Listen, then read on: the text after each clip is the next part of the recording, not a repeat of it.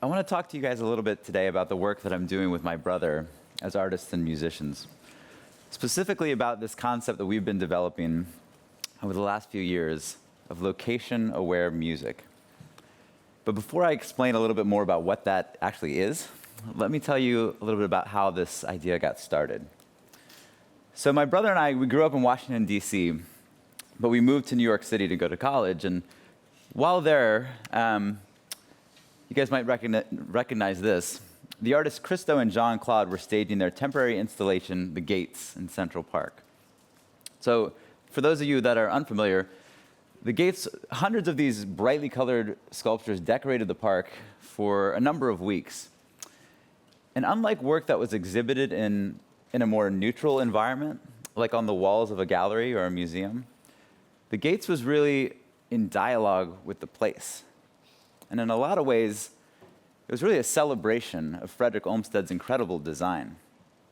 Now, my brother and I are musicians and producers. We've been working together since we were kids. But in recent years, we've become more and more interested in these projects that are sort of blurring the lines between art and technology. But years later, we moved back to Washington, D.C., and we started asking ourselves the question, would it be possible, in the same way that the Gates responded to the physical layout of the park, to compose music for a landscape? Which led us to this.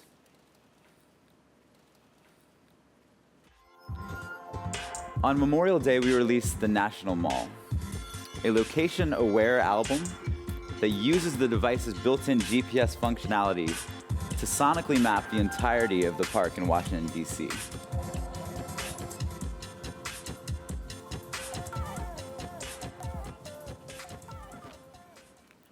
Hundreds of musical segments and passages are geotagged throughout the park so that as the listener traverses the space, a musical score is actually unfolding around them. This isn't a static list of songs or a playlist to be listened to in the park, but rather an array of distinct melodies and rhythms that fit together like pieces of a puzzle and blend seamlessly based on the listener's chosen trajectory within the park. So kind of think of this as a choose-your-own-adventure of an album. Let me give you a short example.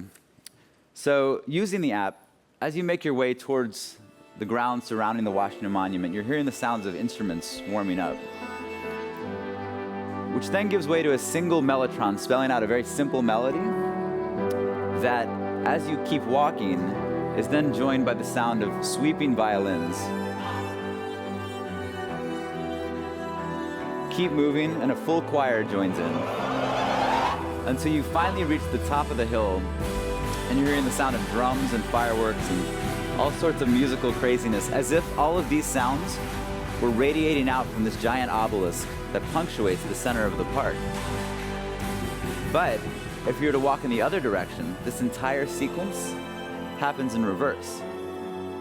And were you to actually exit the perimeter of the park, the music would fade to silence, and the play button would disappear.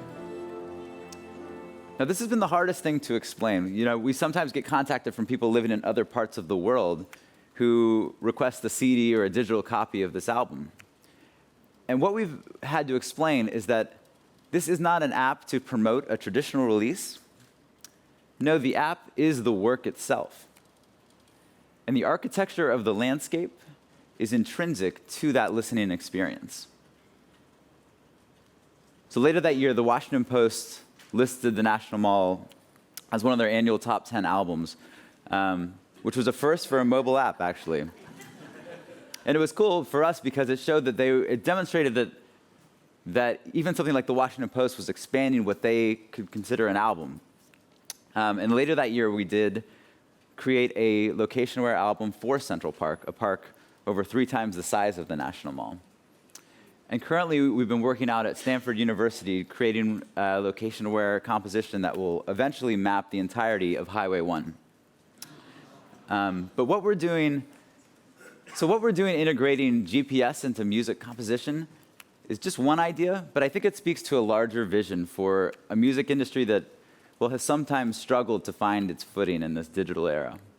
that they begin to see new technologies not as ways of adding bells and whistles to an existing and kind of dated model, but to dream up entirely new ways for people to interact with and experience music. Thank you.